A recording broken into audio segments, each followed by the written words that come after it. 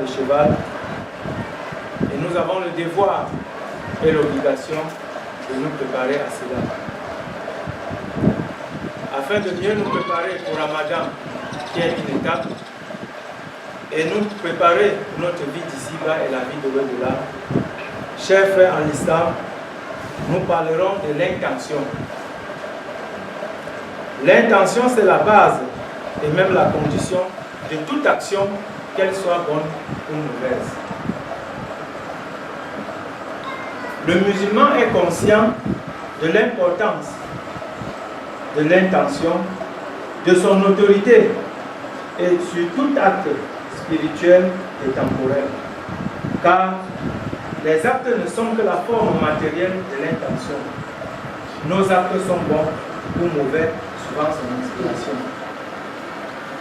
Ici, nous comprenons que toute chose que nous faisons part de l'intention. Qu'elle soit bonne, qu'elle soit mauvaise, il faudrait que l'intention soit matérialisée pour un premier temps. De ce fait, l'intention est signalée aussi par le prophète qui dit « Tous les actes ne sont estimés que selon l'intention qu'il inspire. » Donc, c'est l'intention qui détermine la valeur d'une œuvre. Si nous avons le souhait de construire une mosquée, si l'intention qui l'accompagne n'est pas bonne, nous ne pourrons pas bénéficier de la récompense de cette mosquée que nous avons pu supplier. Nous entendrons parler dans nos tribunaux d'homicide volontaire ou homicide involontaire. Homicide involontaire, c'est quoi? C'est que vous avez posé un acte. Peut-être que vous avez renversé une moto sans le savoir. Prenons le cas d'une semi-remorque où la dernière roue arrière est très distancée de la cabine. Quelqu'un qui fait une fausse manœuvre avec sa moto, c'est la roue arrière qui broie sa moto ou qui le renverse. Là, c'est un cas d'homicide involontaire parce que le chauffeur ne regarde que ce qui est devant lui. Il ne voit plus ce qui est derrière. Le cas d'homicide volontaire, c'est le cas où peut-être une moto vous avez renversé hier, où on vous a insulté, comme ils en ont pris l'habitude. Et dans votre tête, ça vous choque et vous dites que la première moto qui passe devant moi, je le renverse. Avant que ceux qui ont vécu la scène ne témoignent que tu as cogné véritablement, même certains actes vont prouver que l'intention était mauvaise. Donc à la base, quand nous prenons une mauvaise décision ou nous prenons l'engagement de faire quelque chose qui est mauvais, nous ne pouvons pas avoir une récompense de ce que nous avons posé comme acte. Allah dit, Allah ne tient pas compte de votre physionomie, il ne tient pas compte de votre richesse, mais il tient compte de votre cœur et de vos actes.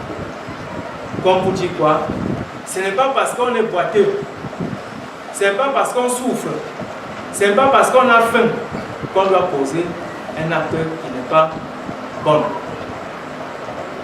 Ce n'est pas parce que nous sommes riches qu'avant de donner 100 francs à quelqu'un, on va l'insulter. Ou on a nourri l'espoir, ou on a pris l'intention que je m'en vais insulter les gens là avec mon argent. Cet acte que l'on pose en étant riche ou en étant pauvre, qui ne va pas dans la droiture, nous n'avons pas posé quelque chose.